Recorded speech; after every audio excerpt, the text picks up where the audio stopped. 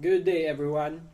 My name is Bon Walter Idul, and I'm a student of Crystal E College, and I'm here to discuss about the safety measures and the safety precautions and how to calibrate the multimeter. And right now, we're gonna talk about the multimeter. It is a tool used to measure two or more electrical value, especially the current, the voltage, and the resistance. But first, we will label each part and know its functions. So this is a multimeter, and we will know its parts. This is a scale. This is where you will know the value of your measurement. This is the pointer. This will point where the measurement will be. This is the 0 ohm adjuster. This is used to calibrate your multimeter.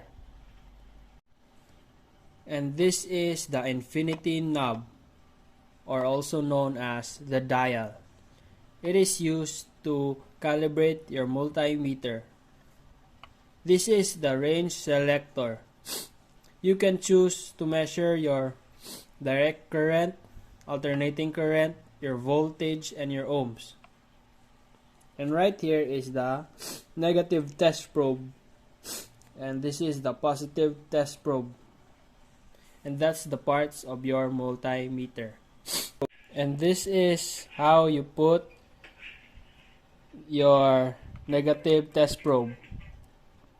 You will put it securely. And this is how you put your positive test probe. Both should be placed securely. So we're gonna talk about the safety measures on using the multimeter. First is do not drop your multimeter.